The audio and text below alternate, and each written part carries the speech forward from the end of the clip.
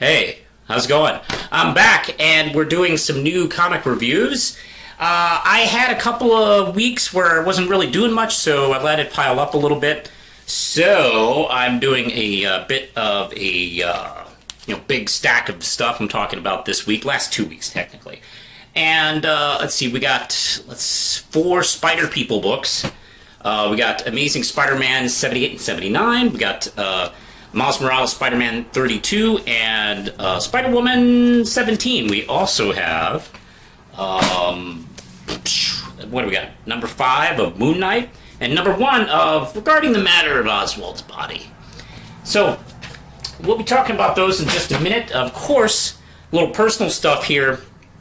Red Knight number 6 is coming out this week, and we had a nice successful Kickstarter. It's written by me, lettered by Lindsay. Forster Randlett did the covers, and Shiloh Pinfield did the art. This is her first full issue of the series, and it's all in color this time around. Love it, love it, love it. Bad guy controlled birds. He mad at people, and Red Knight gotta stop him. That's the plot. So, check it out at manospublishing.com. You can get it in print digital. So, hey, let's go back to talking about the guys with money who make comic books. Marvel and Boom. Okay, first off, we're going to be talking about 78, 79 of Amazing Spider-Man, featuring fake Spider-Man, Ben Reilly, who is still the official Spider-Man now from the Beyond Corporation, who bought the rights to Spider-Man back when Parker Industries folded, and of course when Dr. Octopus was in Peter Parker's body and formed Parker Studios, he copyrighted the whole Spider-Man thing, and when they bought the remnants of Parker Industries, they kind of technically owned the copyright of Spider-Man. So they gave it to Ben Reilly, who really had nothing to do, the clone of Spider-Man. So they kind of set things straight for him, took care of his debts, got his girlfriend out of jail, and okay, great. This issue is written by Kelly Thompson, and Sarah Pichelli is doing the art. I guess we gotta make a big deal out of Morbius, the living vampire, because his movie's coming out, and the best way I can think of it is beat the shit out of him for like 22 pages. Literally. He gets in a fight with Spider-Man. Ben runs back to the Beyond Corporation, and they fucking laser his ass. I mean, he runs away, and it's pretty funny. Like, they take him out. He does bite Ben, and there's this kind of very ominous scene where the director is watching over the medical people taking over. Medical people, that's a technical term.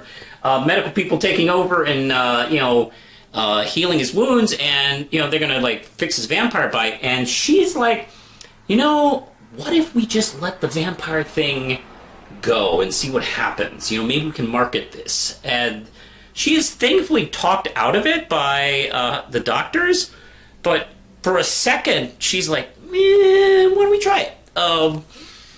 That's kind of ominous. Meanwhile, we go back to the real Spider-Man with a really nice scene with him lying unconscious in his coma with Mary Jane and Black Cat discussing things. Now, normally those characters are kind of at odds, but, not now. This is a big problem, and they're really kind of getting together. And there's supposed to be some kind of miniseries with them teaming up, so all set.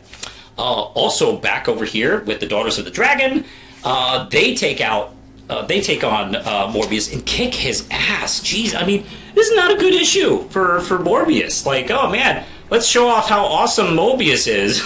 Morbius. Just beat the shit out of him. Like, it's rather hilarious.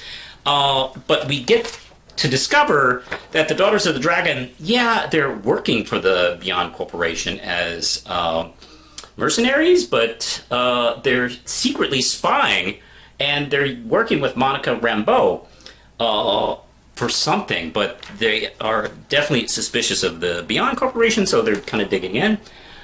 This is really good. This is 5 RAM chips. Now we're going to go on to 79, where we continue with the Daughters of the Dragon. This issue features them more strongly. This is written by Jeb McKay, let's see, with Carlini doing the art, and it's a nice kind of issue, we get to see at the beginning, Ben is kind of put through the ringer a little bit with kind of a danger room kind of vibe. And that's it. The director goes over to the Daughters of Dragon and say, hey, we got this robot monster that we have to take care of that wants to live like the human. Be like the human. Actually, the thing's name, I think, is... I forgot what the creature's name is, but it's this kind of robot creation they put together by accident, but it is called a robot monster, which is hilarious.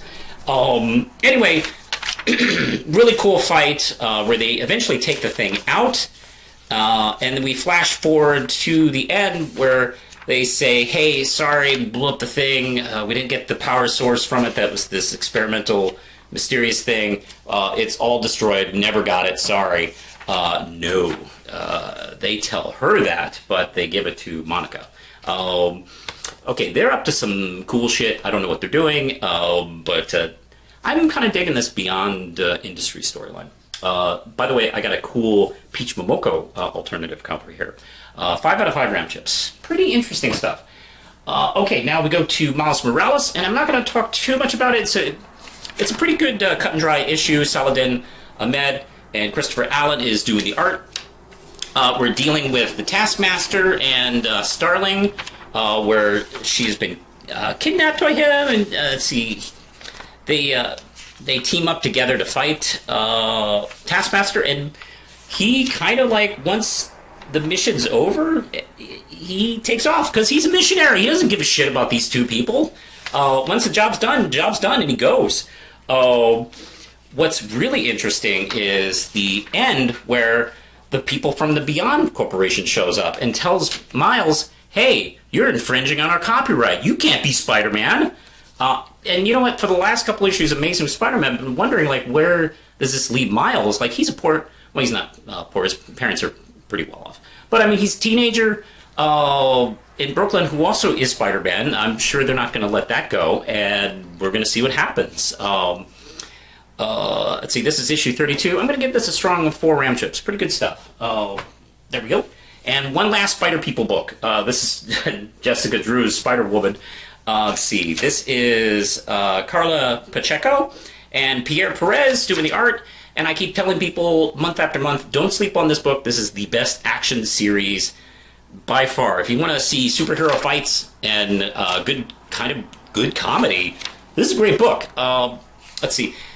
Jessica takes a break to hang out with her friend Lindsay McCabe, who is also a stunt woman, in this cool, nice little 2-page spread of the fight going all the way through here. And it's interrupted by these ninjas who taught Lindsay McCabe ninja stuff, and they're pissed off that she's using it for movies. So that leads to a fight. Very fun stuff. I enjoyed this book a lot. I'm definitely going to give this 5 out of 5 RAM chips. The art by Pierre Perez, as always, is really good. I mentioned, like, the 2-page spread. Like, this kind of stuff Perez does with this book. It's just awesome to look at. If you're not picking up this book for whatever reason, like, you know, you're just not thinking about it, you really should go back and check this book out. Highly worth your time. What was that? Okay. I thought that was the beep run thing. Nope. It was outside. Yep. All right, let's go back to Moon Knight number 5, and this is also by Jeff McKay. And let's see. This is really cool. I am loving this Moon Knight series. I gotta say, I really fell in love with Moon Knight during that short 6-issue run written by that guy I'm not going to talk about. But I really did like the book he did. Jim McKay's work is really nice.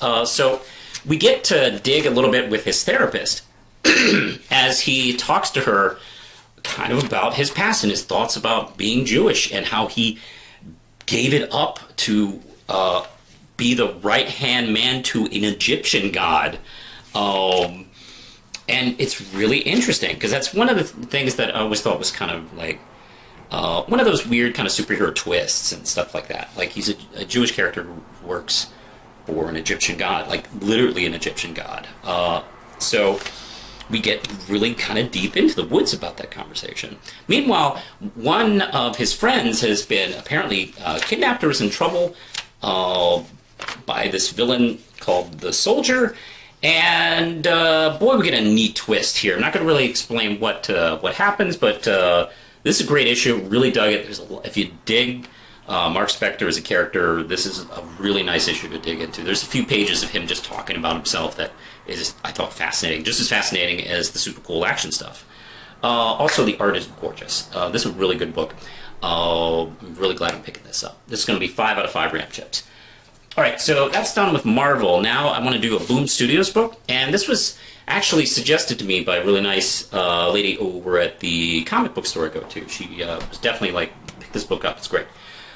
This is Regarding the Matter of Oswald's Body, and it's from Christopher Cantwell, and I thought it was kind of funny title, and I thought, oh, like, you know, like Oswald, the guy who shot Kennedy. And actually, it is about the guy who shot Kennedy. And I picked it up not knowing anything about it.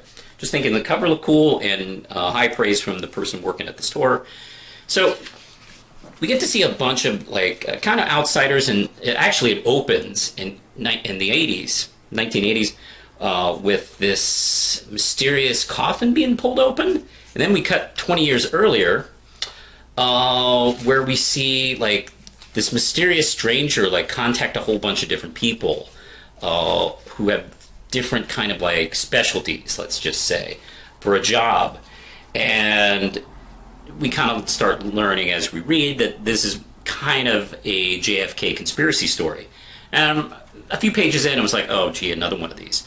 But as we keep going with the issue and ended with it, kind of realized like this is not really so much a Kennedy assassination story, but it's kind of a mystery, maybe a murder mystery. Like, who is this guy in the grave? How did he get there? What happened here? So it's kind of a mystery with that as the backdrop, and I'm cool with that. So I'm gonna pick this up. I thought it was really interesting, nicely written. I'm gonna give it 5 out of 5 Ram Chips. If you're looking for something different, check it out.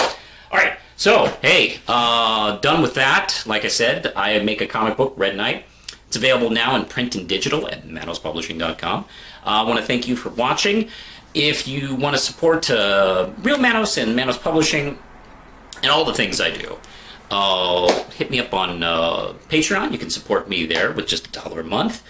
You can follow me on Twitter, Facebook, Instagram. I'm on TikTok for shorter videos in bite-sized form. So you can follow me there as well. And I think that's it for now. So we're going to get going. Push the button, Lindsay.